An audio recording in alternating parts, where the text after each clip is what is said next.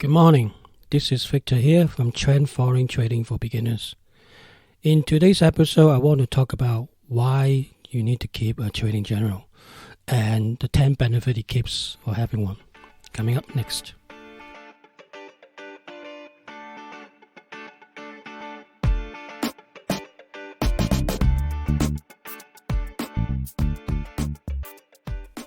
Hi guys. Trading journal. Why do you need to keep track of your tradings statistics and wise? For me, the biggest benefit of having one is actually keeping track of what you have done. And also, personally, for me, it's keep my laziness. When I first started trading, I have no idea why I need to write things down.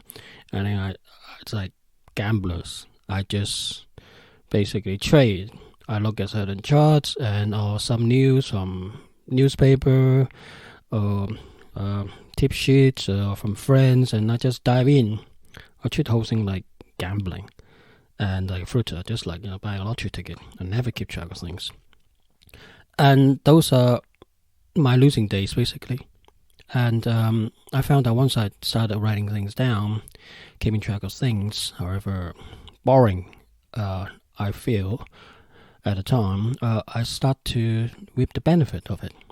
And today I really want to just share what are those benefits, the 10 things, most important 10 things I found that keeping track of your trading using a trading journal is very, very useful. Now, first come off the bat, like I've said in my previous episodes, podcast about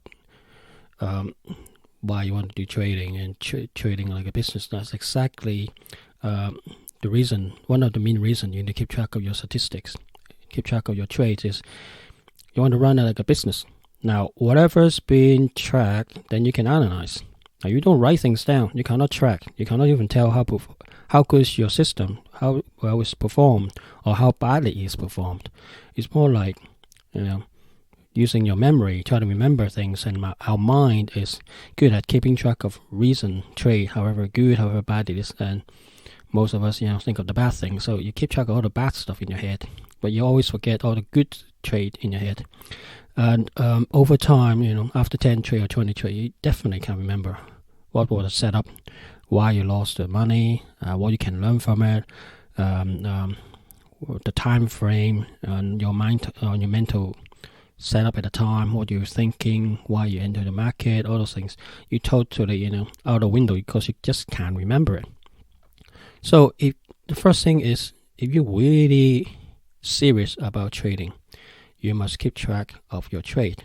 Trade like a business. Any business is, you need to buy some raw material, how much you pay for it, and then you do whatever work to make it your end product. You might do it all yourself, or employ somebody to help you, and then you sell it, the end product, and then marketing costs, shipment costs, and all things.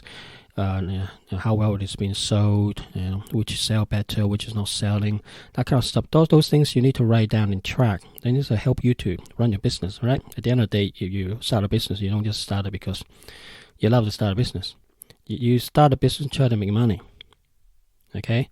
And try to make some money on the side, so to speak, however small it might be. So that is the main thing. If you don't treat it like a business, trading like a business, then you will not write all these things down, and you can have no way to actually check the performance of your system. So that's the first thing. Secondly is your weakness. Like I said before, you're starting a business, you have certain products. Which product you sell well, which product don't sell well. If you don't track your data, how do you know? The same thing here. When you do trading, you use certain methods.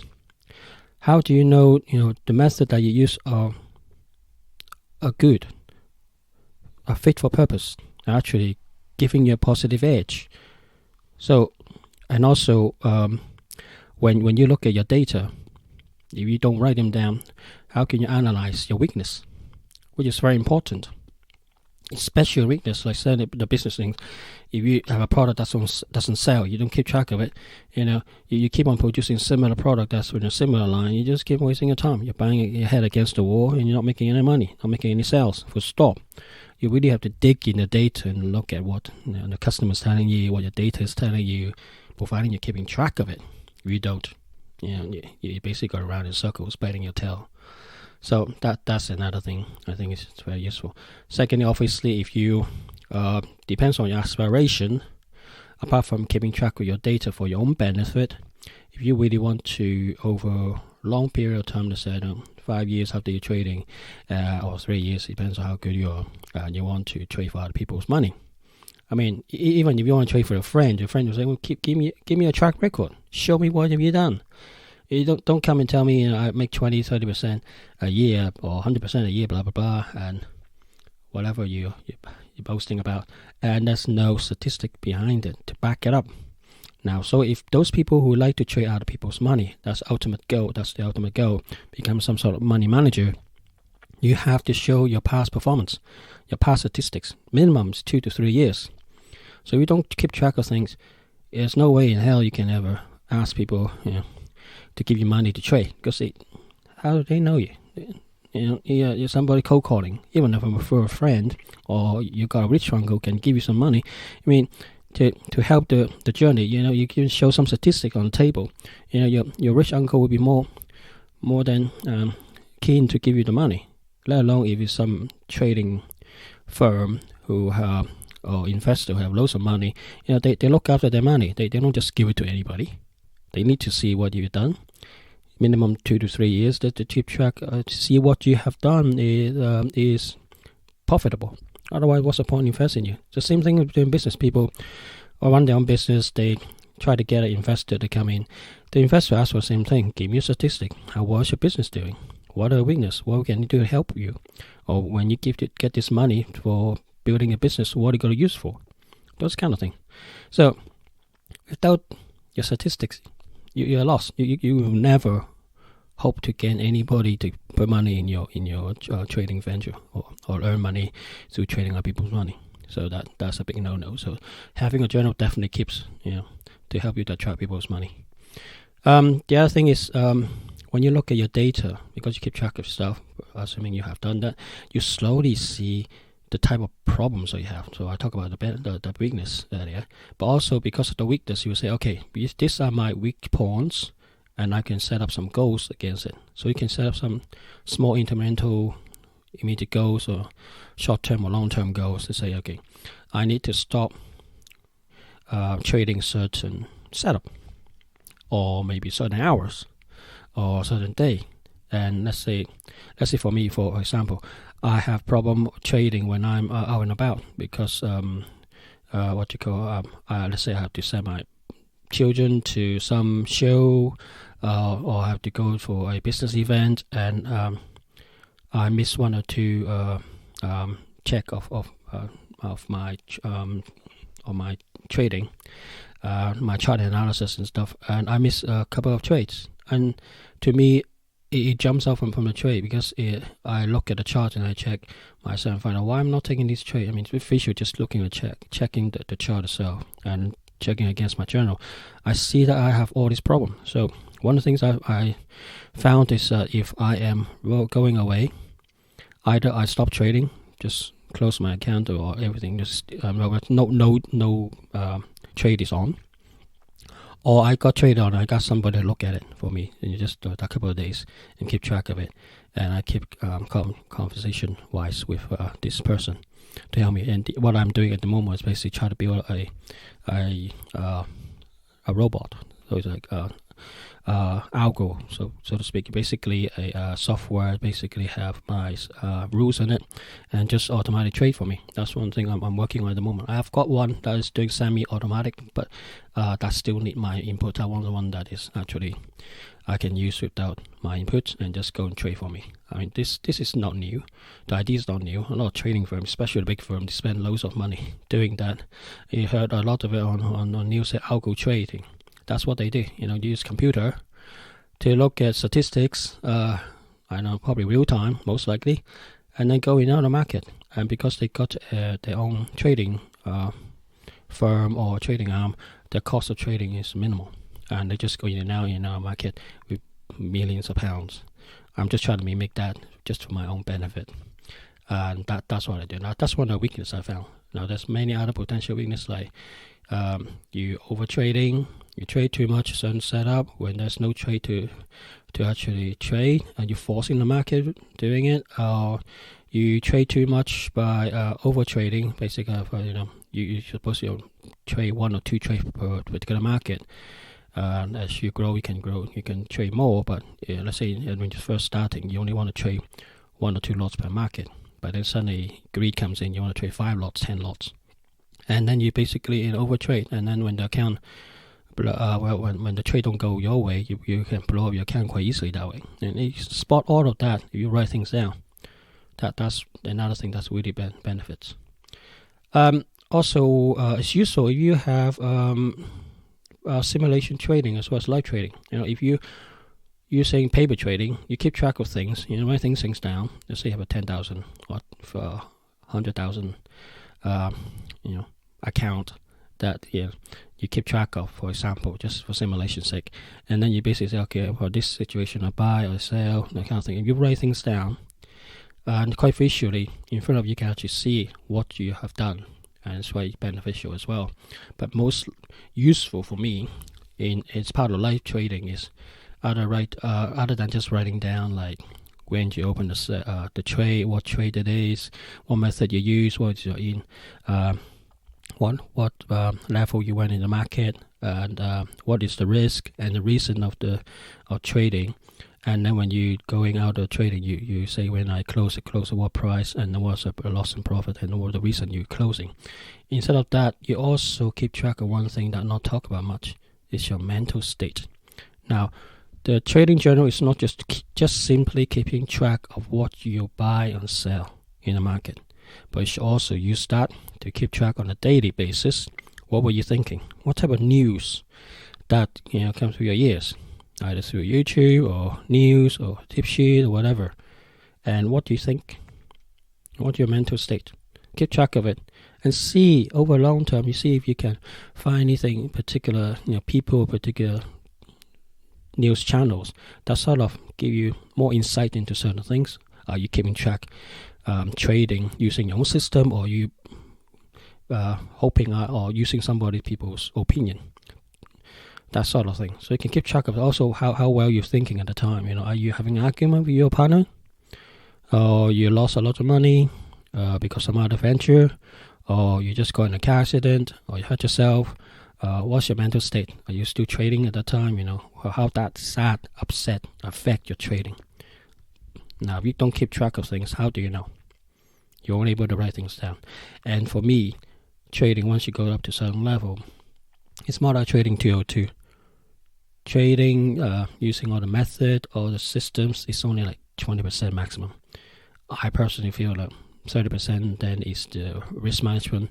In the other 50, maybe about 60 or 70%, I think. Mostly it's mental state. How you treat yourself, how you think in at first, in bad time, how you pick yourself up, how you keep track of trading, and how you keep track of your mental state while you're trading and after you're trading is so important. And having a journal basically will help you, and providing you write it down, that must be, it's very important. The other thing, of course, you write things down, you can look at your account, you're monitoring your account, right?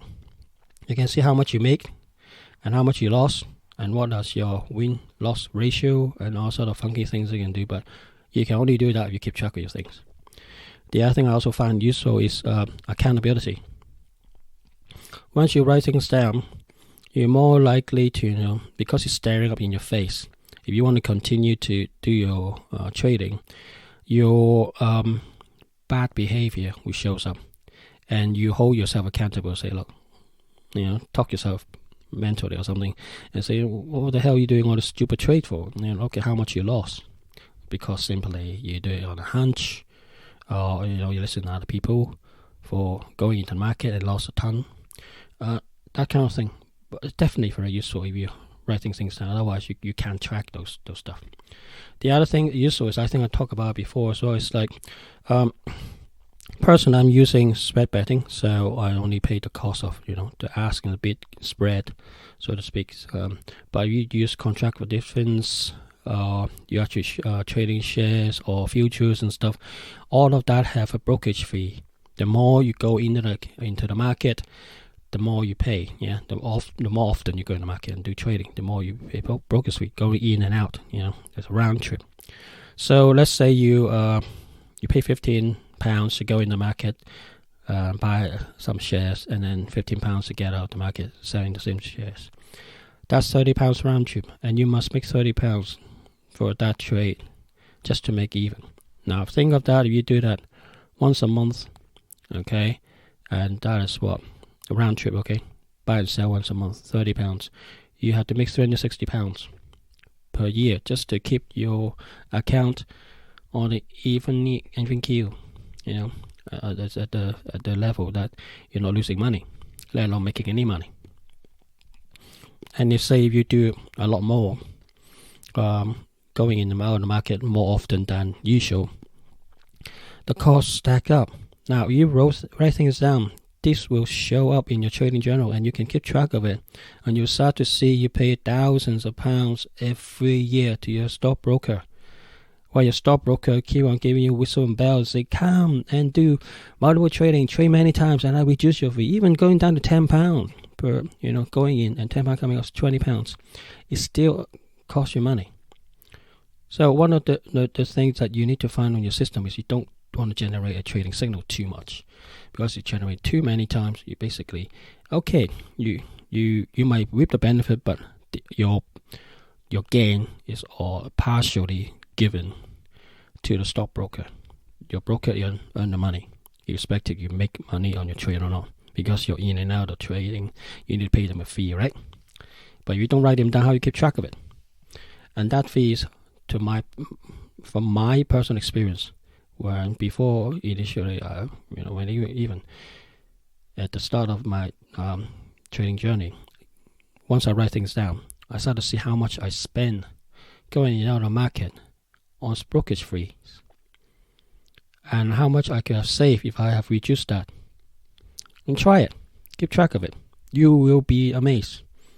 And if you have that keeping in your pocket for your next trade, it definitely help your account growth. So keep track of that and keep the cost down. And also write down the cost of like your charting software. Like myself, I'm using ShareScope, which costs me 30 quid a month. I keep track of that. And also your insurance for your computers, buy a computer or any other feed, or your broadband connection, internet connection, those kind of stuff. I mean, if you keep track of those costs, you can see that, that's like a business cost, running cost. You keep that cost low, then you can use the remaining money for trading, and only you can do that when you write things down. And the other thing is also, for me, it's about consistency. Once you run things down, you start to see what stupid things you do, and what trade works, what trade setup doesn't work, and you can start to eliminate those. And sooner or later, slowly, you only trade certain trades, certain setup, because your trading journal shows you from your past that this setup are more beneficial to you. And you're slowly just doing those one again and again that keep you, in other words, consistent. Because you're consistently just doing those trades, because from statistics, from your journal staring your face, these are the best trade setup to use. And those are definitely very helpful. If you write things down, you can actually see it. If you don't write things down, you won't know it. You basically go around and just, doing random, you don't write things down, and you don't know what setup it is. And also, you can improve upon the setup. Let's say you want to extract more money out of the setup. How you can do that? You can then do some more testing, by going in, adding pyramid trade, instead of average down, cost averaging, people doing that when the price going down. Well, let's say you're buying, you're going long on Apple, but the Apple prices keep on going down. You buy some more at a lower price, buy some more at a lower price, which is definitely a no-no in my book. But that's what they call dollar averaging. But you flipped it on its head. let's say Apple, you got it $100, and the price went to 110. You should buy some more. Then 120, buy a little bit more. 130, buy a final lot. Depends how much you got. This is how people pyramid up. And then if the price go up to $200, whatever, you have 3 lots of apples in various different entry points, and you make 3 lots of profits. Likewise, that pyramid can also cut you as well. So you have to be careful. So you get the price from 100 of Apple go from 100 to 150 and come back down to 100 or something. Some of your trades will be showing a negative balance. That's life. So, but this is a better way over long term. You do that often enough, especially when the trade is going your direction, whatever your initial trading view was, going in your way. You basically reap your benefit a lot more. So keep track of your trade and then cut your losses. All kind of things you can actually see on trade in general. This is one of the methods that I use a lot, especially on a smaller account. I want to grow account very quickly. Use pyramiding is very, very useful. I'll probably have a podcast separately on talking about that. But ultimately, you only benefit you write things down when you start testing and you have something to analyze. I talk about before in my other episode. In my previous days, I used to run software support help desk, and I see how depends on which project manager giving me the hand over the project, the software to support. Some project managers on certain account are very good at what they're doing, writing things down, very clear, very systematic. Others are just on the whim. They don't follow rules. They don't update all the documents required. And that you see the different things, the bad points and the good points from a support point of view. And only if you write things down and you being consistent, then you can actually do support your software properly. Yeah, that's why you have process. That's why you keep track of what good, what's bad, because it will help you. Without process, without keeping track of things, you never know where your weak points is, where your problem is, and you end up holding the baby, and you keep on moving forward with the same lots of mental pitfall, as well as your bad habits. And for me, being one thing I learned most from doing a support and running a support team is, if I have a consistent process, how to take software in and how to support the end customer, my result, customer satisfaction much better, and I can ask for more money for doing my job. So this one thing is the process. Always follow the process. Writing things down and start attacking your weak points from the data that you gather and keep track of it is one of the process. That's very useful. It's a must-have in my point of view. So these are the benefits of Trading Journal. I hope you like this podcast, and if you do, please listen to my other podcasts as well. Subscribe to my channel, and I will speak to you soon. Bye for now.